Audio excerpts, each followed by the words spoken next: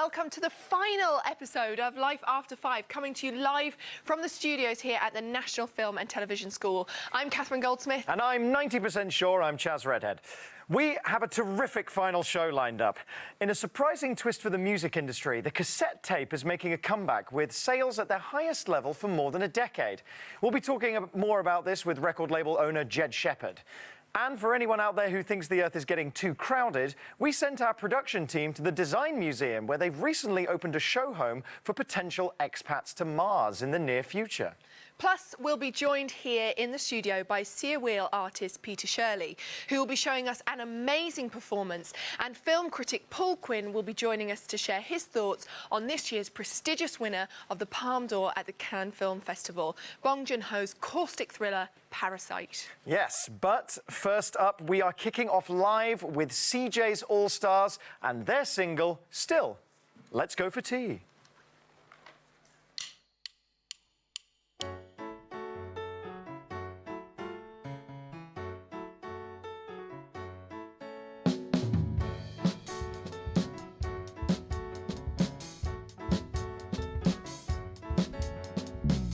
Hear my trains coming, it's on platform 9. Single tick, got me stressed, am I on your mind? Saying please, I've been, Jay, please, I've been, nay, please, I've been thinking about all this time. Late nights, blips and tea, you and me. Late nights, blips and tea, now just me. I heard that you're happy and you'll settle down. Drop me a pin next time you're around. We can take your son down to the playground. Used to be young and free, 17. I lost touch, you lost trust, we lost time. Moving place, time to waste, but I'm saving face.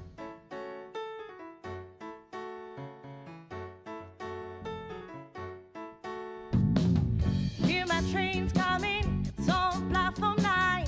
Single tick, got me stressed, am I on your mind? Saying please, I've been, Jay, please, I've been, nay, please, I've been thinking about all this time. Late nights, blips and tea, you and me.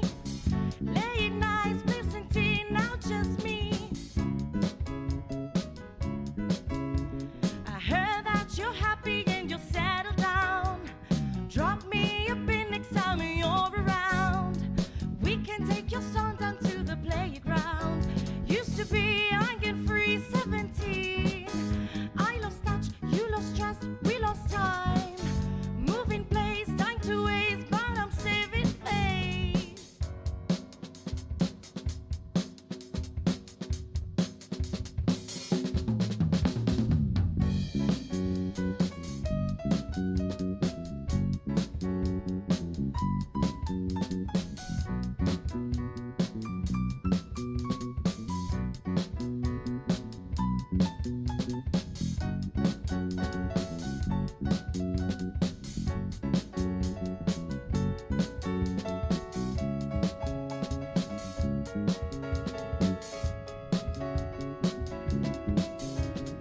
Heard that you're happy and you'll settle down. Drop me a pin next time you're around. We can take your son down to the playground. Used to be young and free, 17. I lost touch, you lost trust, we lost time. Moving place, time to waste, but I'm saving face.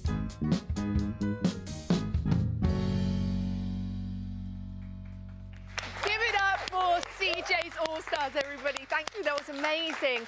They'll be back to play live again for us later on, and now it's time to get up to date with the world. Chaz is here with the arts and culture news of the day.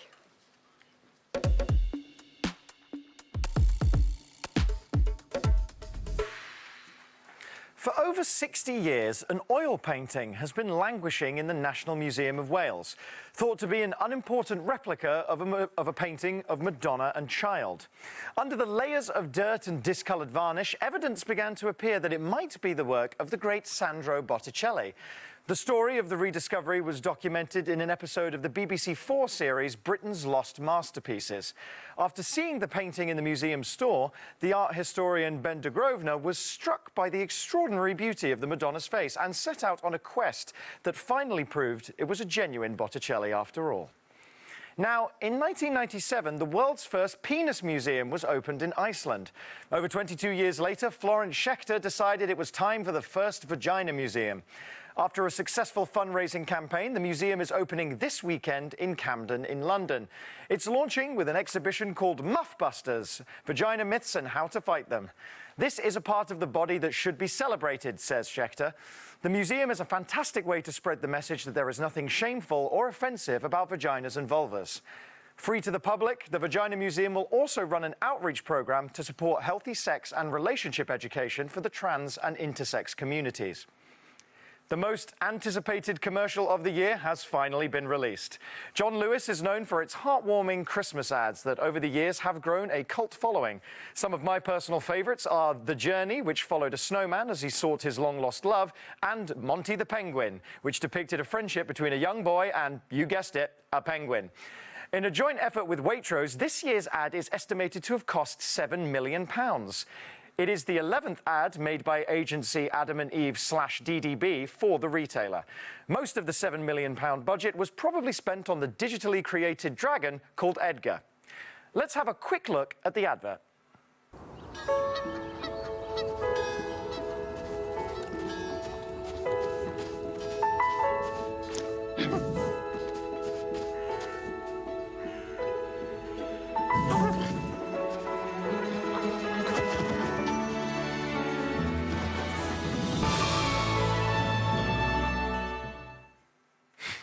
That was adorable. Finally, Sir Rod Stewart has revealed that he has a guilty secret. He's a model railway enthusiast. He unveiled his epic 126-foot model railway recently. Jeremy Vine suggested on his BBC Radio 2 show yesterday that the musician hadn't built it all himself. Sir Rod then phoned into the show to confirm that he had built 90% of the model, but he left the electricals to professionals, as he confessed he is not good at them. "I'm lucky I had the free room," the rock star said. "If I'd realised it would have taken so long, I'd have probably said, no, nah." That's it. Now, over to you, Catherine. Thanks very much, Chaz. Now, this week, we've been taking some time to reflect on all the content that has entertained us over the past decade. Today, we asked students at the National Film and Television School to share their reactions to the 3 most viewed TV programmes in the UK over the last 10 years. Let's take a look.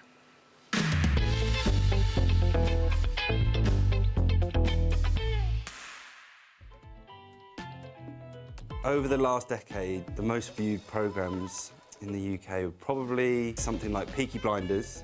Bodyguard was huge. I didn't watch it, but heard good things. I definitely heard about Broadchurch, Downton Abbey for sure, because my mum watches that. Maybe Bake Off. You sort of want to say something like EastEnders as well. Final episode of Friends will probably feature in there somewhere. Reality shows, maybe the final of X Factor. Forget EastEnders, they're my top 3. Oh, no way, the Bake Off. Yes, I got one right. Oh, I can't believe I didn't think of this. Yeah, reality. I've only just recently started watching this show, and I can see what I've been missing. I love it. It's great. Gentle television. EastEnders. Okay.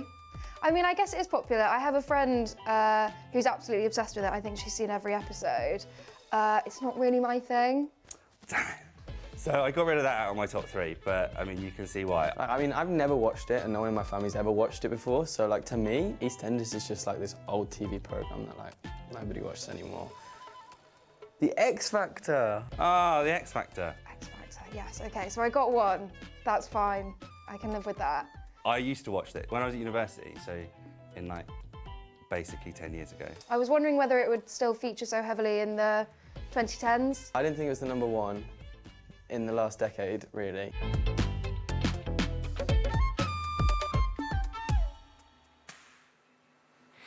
Who knew? Not me. I'm an idiot.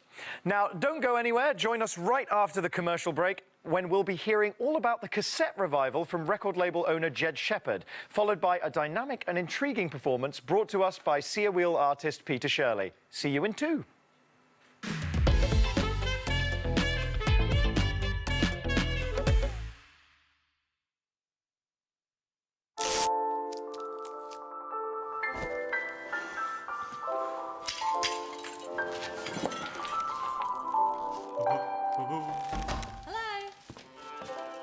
Happy Valentine's Day!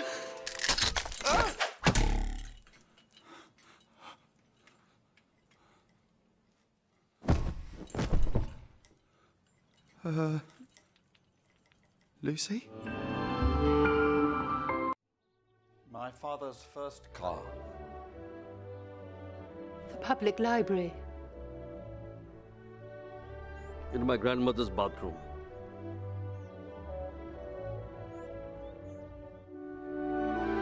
That's it, that's it.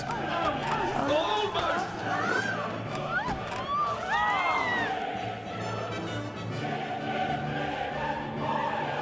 Pearson Education. We all start somewhere. My mummy died to the zoo one time. There was a caterpillar and played with my sister toys. So we turned round and round and round and then we get off.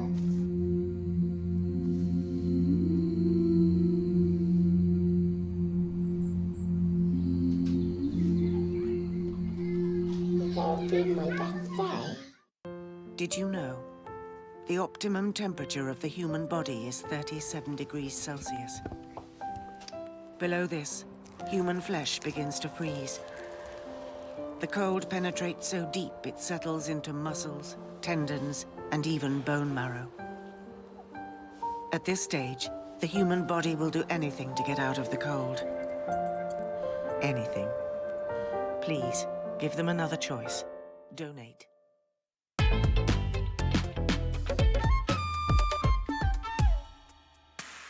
Welcome back to Life After 5. So, Chaz, I have one question for you. How do you listen to music? Well, I do love listening to music, and I have to say that when I'm listening at home, Alexa is my new best friend. OK, but how did you listen to music when you were a kid? Did you ever have any of the, the old tech back in the 90s before it went digital? You know, Walkman, maybe? No, but I did use a record player. Wow, seriously, how old are you? Anyway, we recently found out that in the first half of 2019, 35,000 cassette tapes were sold in the UK, the highest number for more than a decade. Not only that, but Billie Eilish, Ariana Grande and Justin Bieber have now all started releasing their music on cassette. To discuss all this and more, we are joined in the studio by record label owner Jed Shepherd. Hello, welcome to the show. Hi guys, thanks for having me. Lovely to have you. How are you? I'm really good, thank you. Had a good time learning about the Vagina Museum and all that stuff. We so love to educate here at Life After 5. Tell us a bit about yourself, Yeah, so I started Post Pop Records in about 2014. Nobody in the UK was making tapes. Over in America, they do it quite a lot. And it's just something I like to mixtapes and making it for my friends. And then a few other bands asked me to kind of make it for them, and then it's got bigger and bigger and bigger. Now it's out of control, and it's crazy. In a great way. Yeah, right? yeah. Amazing. Why do you think sales of cassettes are going up? Well, there's a couple of reasons. One, bands now see it as a viable option, as a format, and they're just popular. And I mean, 80% of the people who buy tapes probably never listen to it. They're buying it to support the bands. It's cheap as well. Like you can buy vinyl for 40 quid, but if you're at a gig and you've only got a fiver in your pocket, you can buy a tape and support the band. It's cheaper than a T-shirt. Yeah, exactly. And like sales have just gone up because more bands have realised it kind of can help them get up the charts as well. It's another unit to sell. Interesting. So you touched on it briefly. Fans who want to support the band who maybe can't fork out for a vinyl. But what other kind of people are consuming consuming tape. Are there sort of tape heads out there? There's definitely tape heads, and I would stay away from them as much as possible because they get really picky about tapes. But I think, in general, most people, the record buying public, also buy tapes as well. A lot do. And the number that you gave at the start of number of tape sales is probably actually 4 or 5 times that, because those are only the ones that have barcodes on it, so they can be registered. But there's sites like Bandcamp that sell tapes without barcodes, and they don't really get counted towards the charts sometimes. And people sell them at gigs without barcodes. So there's probably like 500,000 maybe. All right, so there's like an indie tape scene. There is, yeah. There's an underground tape scene. I'm probably the most commercial out of all of them, unfortunately. There's no shame in that, Jed. So can we just take a moment to kind of compare them to other formats? Sure. So obviously we've got vinyl, CD, digital music. Maybe let's start with the quality of sound, because I know people are kind of picky about that. People assume tapes have bad quality because they have half-remembered memories of like tapes being all chewed up in their car radio. But it really depends on what you're playing it through. And it's the 21st century. Technology's a little bit better now. You can have a really good sounding tape that sounds just as good as vinyl. And probably people will be laughing at me at that, but it's really true. You can compare them, the sound waves, and get really geeky, and they sound exactly the same. Yeah, because that's what people tend to say. They do, vinyl sounds the best. And all of that. You've already said, you know, that they're quite affordable, which is really great about them. Do you think people like to have them, you know, over sort of downloading something digital? Look at this gold tape. That's cool, that is it? This is a really rare tape, actually. A lot of people, this goes for like 200 quid on eBay, I think. Well, what's chance? Yeah. So like it's a gold tape, and people just want something that's a novelty, and they want to support the band without having to like fork out a fortune for vinyl. It's just cool. And the one thing about tapes that you don't get with digital kind of music is you can hold it. You can have you can feel part of the band. You can listen to the music, but also hold the tape, hold the liner notes, and like read the lyrics and stuff, like they used to back in like the 70s, 80s, and 90s. Well, you can't do that with digital music. It's so throwaway now. It's a real shame. Bands take so much time to make an album, and very true, actually. Yeah. And obviously, as I just said, kind of just touched on, there's a whole group of people, I think Chaz and I would agree, definitely from our generation, that their vinyl was the thing that you were cool to buy. Do you think for slightly younger people it maybe is now tapes? Yeah, I think you've got two kind of customers. One that were around the first time tapes were around, and this new kind of like youth who kind of find it as something quite appealing and new and interesting. But I think most of them don't really play it. Even though to play a tape now is quite easy because they sell boom boxes and Walkmans in Urban Outfitters and Argos, so it's really easy. Two ends of the spectrum there. I used to have a tape player that automatically flipped to the other side. Oh, so you're just posh now. That was some high quality tape. Oh yes. So I've heard that Sony they're marking the occasion of the 40th birthday of the Walkman. Yeah. What is their reaction to this resurgence of the cassette tape? I think they're taking full advantage. One of the reasons why there is a resurgence, I think, is Guardians of the Galaxy made Walkmans popular. Okay. And so a lot of people go on eBay to find that exact, which was Sony's first one in '79.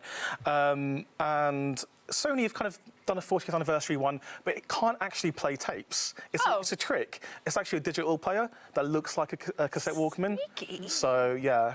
Their reaction is quite understated. I remember being really excited to getting a slimline one. Oh, yeah. Fat ones, and then there was like a slimline. Slightly more expensive. Oh, fancy. Luxury. Honestly. Well, thank you so much for coming in. No. Oh, I think you were going to ask. Oh, yes, something. yes. Sorry, I was jumping on just there. I had a question. Yeah, OK, you can carry on. All right. Now, obviously, as this trend is growing and growing and growing, it might hit a sort of crisis point when it's directly competing against. Obviously, streaming is the big way that people consume music, and maybe people would make an argument about the practicalities of cassettes versus streaming. So, what do you think the future holds for these beautiful pieces? As long as I'm alive, it will grow and grow and grow. I make tapes not just for my label, but for like Sony, Atlantic, Cooking Vinyl, Warner's. I make tapes for everyone. So that chart that you had at the start, that's mostly all me. So it's really misleading when people say like all these tapes are getting popular. It's because they're mostly mine, and I've made them and put the other record label's name on it. Oh, well done. Yeah. So they're here and they're here to stay. Yeah, until I kind of like get bored of them, and then maybe. Until they pry it out of your cold, dead hands. That's true, yeah. Oh, well, thank you so much for coming to join us. It's actually been really fascinating hearing all about it. And if this has made you feel like digging out your old Walkman, you can find all of Jed's cassettes for sale online at postpoprecords.com. Thanks, Catherine. Have you heard that Elon Musk estimates humans can move to Mars as early as 2030? If you find yourself getting bored of this planet and you happen to be a budding entrepreneur with some cash in the bank, you might want to start thinking about what life on Mars would really be like. Never fear, a new exhibition at the Design Museum has all the answers. We got a sneak peek at the ambitious plans of Martian pioneers and asked some of the exhibition goers here on Earth what they thought. In the immortal words of Joe Strummer, should we stay or should we go? These colonies become self-sufficient, and they will become like any city on Earth. 3, 2, 1.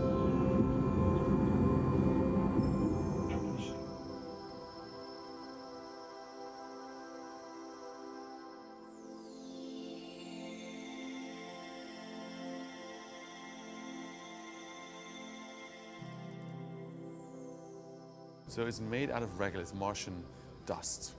And it's made by these little robots here, you see, going around. So they actually created this full shell structure. The reason why we have that is to protect the astronauts from radiation. Right? It's very important. And underneath, we have all these kind of inflatable pods. And they're brought in after the shell structure has been built, been brought in, inflated up, and those are the pressurized volumes in which the astronauts will be living.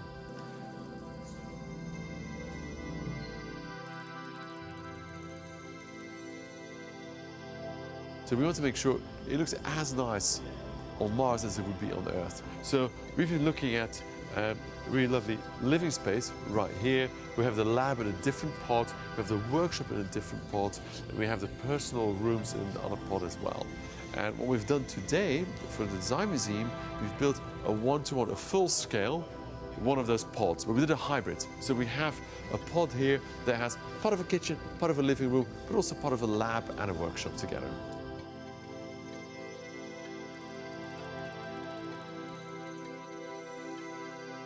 In 2030, we'll probably maybe have the first missions there. In the beginning, there will be flag planting missions. Just go there for a few weeks and then come back.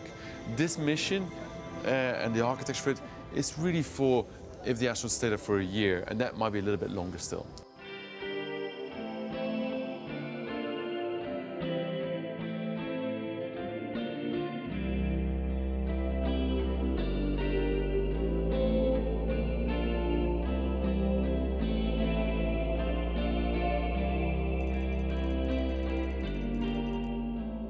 So here we're looking at the idea of materials that maybe have been used once. In this instance, the air brake parachute, which is used to slow the descent of the first landers onto the planet. When they've been used, they're redundant, but there's a huge amount of resource there, a really valuable resource. Conceptually, could they be reused? Could they be regenerated into apparel, into clothing, or something more useful? So I think the really interesting thing is actually self, but what we can learn from these speculative scenarios to actually embed into better practice on planet Earth. The ambition is not about Mars.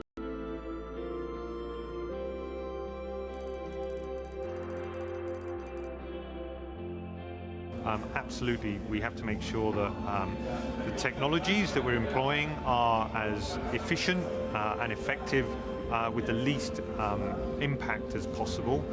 It's a huge responsibility to everybody involved. We're aware that whatever we do, we'll always be able to improve it. So what we're learning now, we'll be able to do something differently in 12 months' time, in 5 years' time. So it's really important that we treat this not as a binary state, but actually a really dynamic state of actually always aspiring to improve and do things better.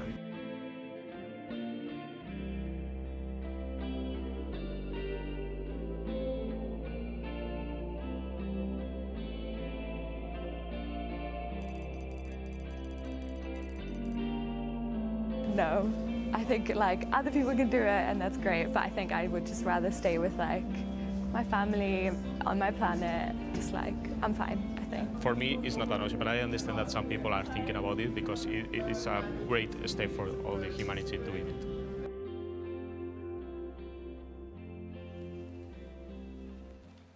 Wow.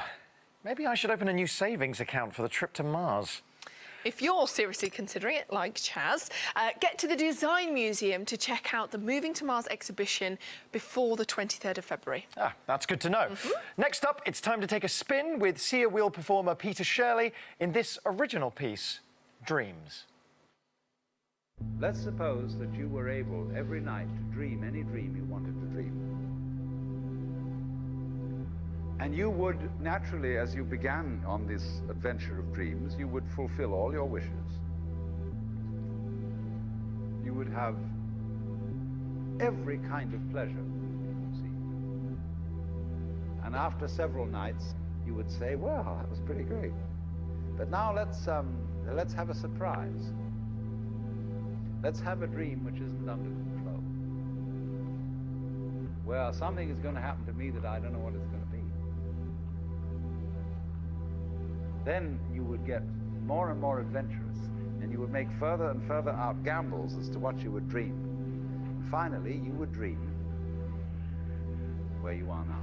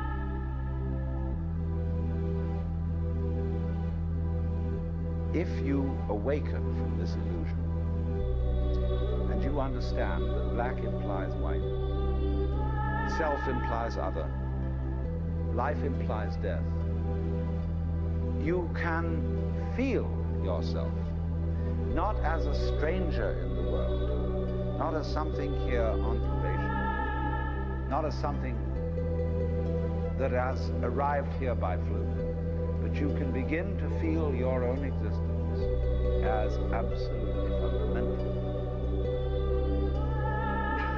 What you are basically, deep, deep down, far, far in, is simply the fabric and structure of existence itself.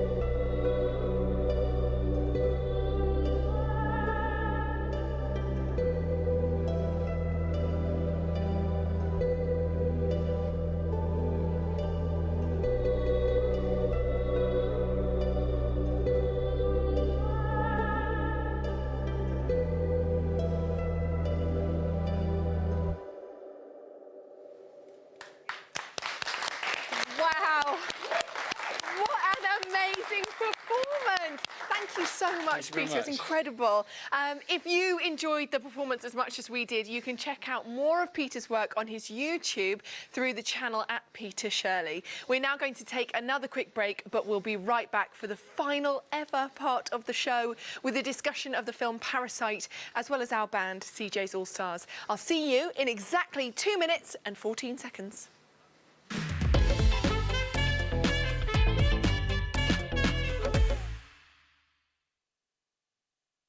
The house is warm.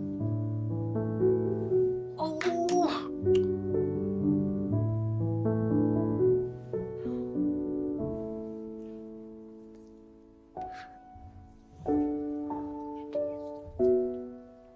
Sweet dreams.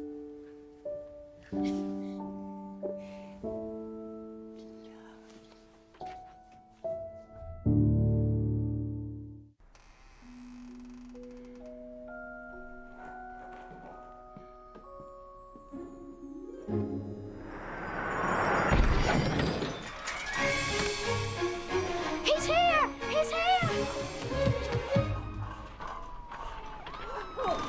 It's fine. Please. Jack! Jack, please!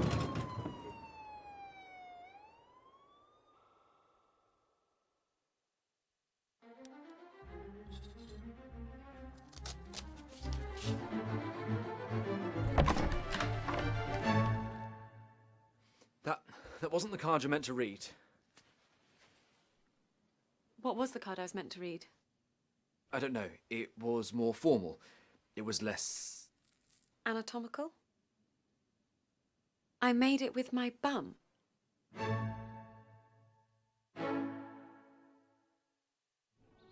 My father's first car.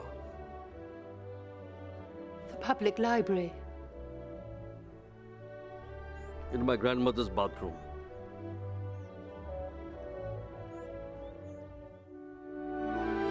That's it, that's it. Almost!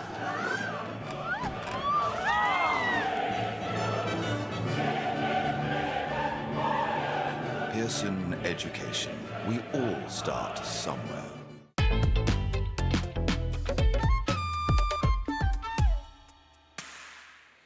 Welcome back to Life After 5. We start by discussing the Palme d'Or winning feature film Parasite from South Korean director Bong Joon-ho. Here's a clip. If you have a fear of insects, no need to worry. This film is not going to bug you.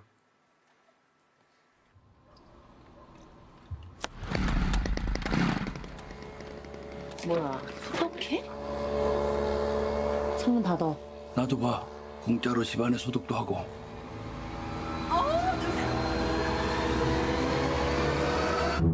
부모님 얼굴도 뵙고 좋더라. 건강들 하시고. 일거리가 없으셔도.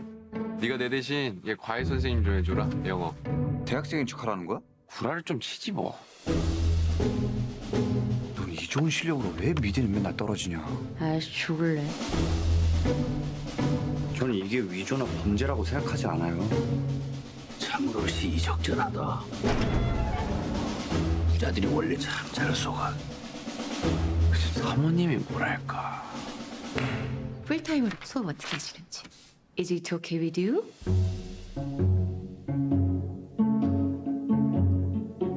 우리 다송이는 완전 예술가 재질인데. 침팬지를 그린 거죠? 자화상이에요. 역시. 그동안 미술쌤도 여러 명 바꿔가면서 해봤는데요. 제가 사람 하나가 휙 하고 떠올랐는데. 아, 잠깐. 제시카, 외동딸, 일리노이, 시카고. 과선배는 김치모, 그는 이사촌.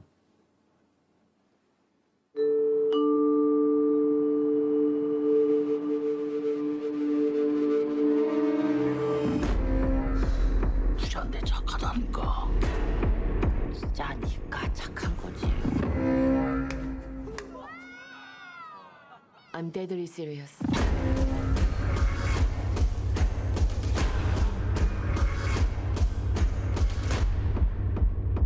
근데 지금 진짜로 이상한 게 뭔 것 같아.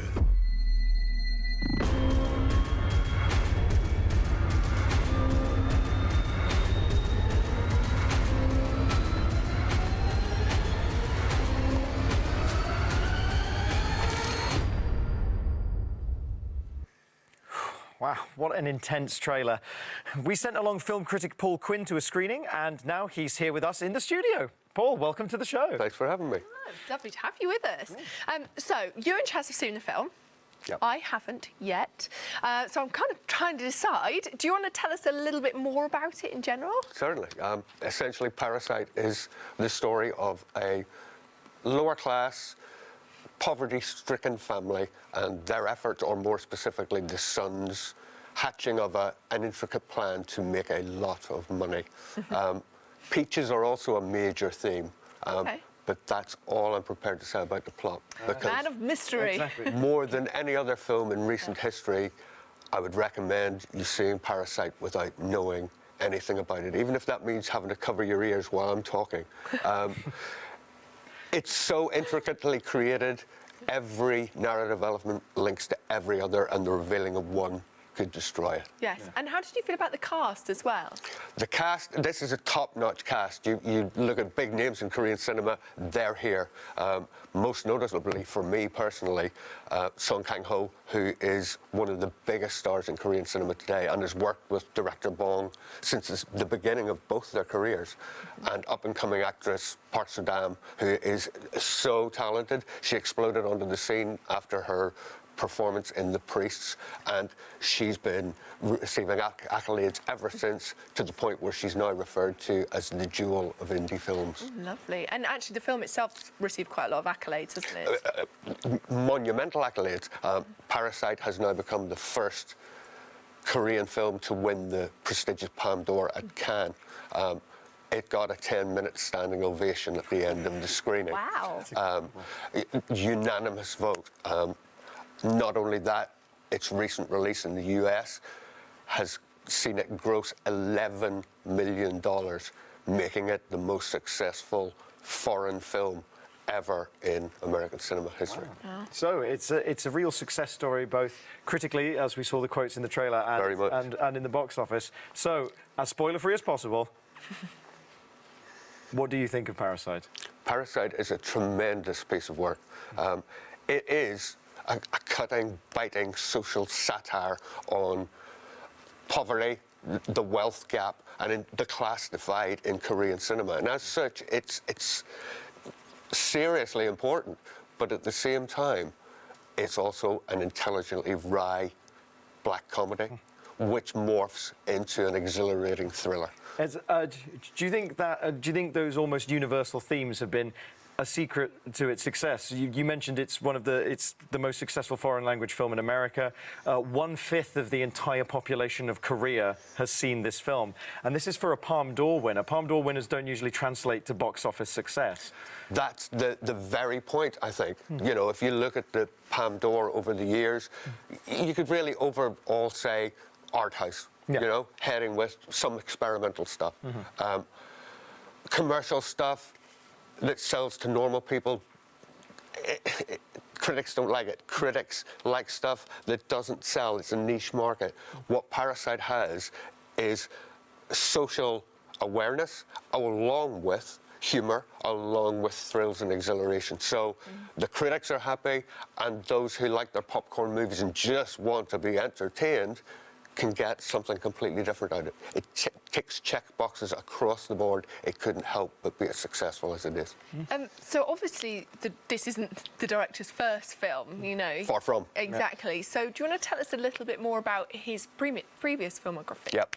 He started with a film called Barking Dogs Never Bite, which gave Korean critics certainly an idea of his style. Bong Joon-ho has always merged genres, as he does in Parasite, and that came to show in Barking Dogs, which was critically acclaimed and should have a tagline of "No animals were harmed during the making of this film." But in terms of the public in general, it was really his next film, Memories of Murder, that brought him to the Korean audience attention. It's the story of a true-life first serial killer in South Korea. And it's become known as the best Korean film ever made by masses of people. That brought him to Korean audiences. In terms of Western audiences, it was his release of The Host Oh, yes. That was my first exposure to it. His big monster movie, which is one of my least favourite of his films. Still incredible, but it was hugely successful over here, and it didn't quite make him a household name, but yeah, he was getting there. Subsequently, he's done 2 English Korean language films, Snowpiercer and Okja. Okja is a Netflix finance film, and it was the first Netflix film to be nominated at Cannes, and that was really the precursor to the Parasite thing. Wow, what an impressive man. Yes, a very impressive resume. He seems to have the cinematic Midas touch. Totally. So staying on the subject of Bong Joon-ho, I've got a quote from an interview that he did where he said he was worried whether international audiences would be able to sympathise with the story, as the film is full of references to Korean culture and is full of a Korean cast. Nevertheless, we've seen its success, and despite all of that, despite even the director's apprehensions about it, would you recommend Parasite not only to Catherine, but to UK audiences as a whole? I would not only urge you to see Parasite, I demand that you see Parasite. Parasite, in terms of Western belief about Korean cinema, it will change. It will change Korean cinema, you know. Parasite is the film that broke Korean cinema more than any other. And in terms of it relating to just Koreans, actress Park Seo-dam went specifically to a screening of the film in America. And she came out astounded, she said, by the fact that everything in the film was related to by US audiences. This is a universal film which just happens to be centred in Korea. Go see Parasite. I think you won't regret it. Convinced me, Paul. Thank you so much for coming on the show. You're very welcome. Thank you for having me. And if you also don't want to miss this exciting film, get your phone calendars and jot down the official UK release date, the 7th of February, and it'll be at all Curzon cinemas. Well, that's all we've got time for tonight and this year on Life After 5. Yes, sadly, this is the end of the series. So we just want to say a huge thank you to everyone who's worked on the show. It's been a fantastic week. It has. We're also sending our love and thanks to everyone who has appeared on the series. I've been Chaz Redhead. And I've been Catherine Goldsmith. To play us out tonight for the final time on Life After 5, it's CJ's All-Stars with their own song, Love Drunk.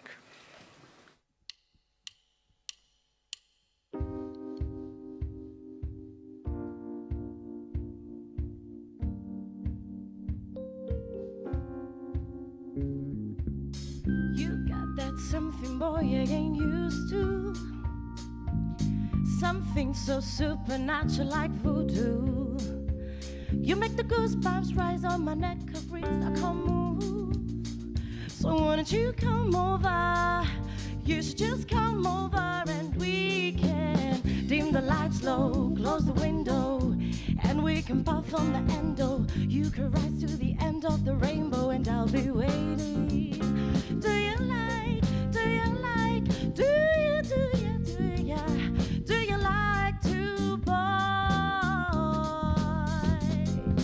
Love drunk on your love. You got me feeling like your love's so dry. Yeah, I need you, baby. Feeling like I need this, baby. Love drunk on your love. You got me feeling like this is too much. Yeah, I need you, baby. Feeling like I need this, baby. How, feeling like how, feeling like how, got me so love drunk, seasons changing, my heart's racing, you should know now. Take away my breath until I crash to the ground and pull like the leaves that fall down. How my tears that fall now. My desert runs so dry. I follow you to the sunrise. I'm ready now. My love goes deep like the ocean do. I was hoping. How did you know I couldn't fake it? Though I try, now I'm fading. Got me twisted on you, and all of my life I want to spend on you tonight.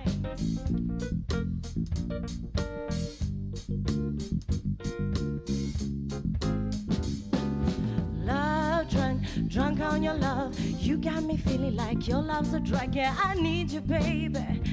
Feeling like I need this, baby. Love, drunk on your love. You got me feeling like this is too much. Yeah, I need you, baby. Feeling like I need this, baby. Maybe we're both so young and foolish, so drunk and stupid. I told you the first time you toyed with my heart, but I still don't want to forget, and I don't need no dose of regret. And yet I feel for you even more. The taste of your lips, boy, I'm fiending for.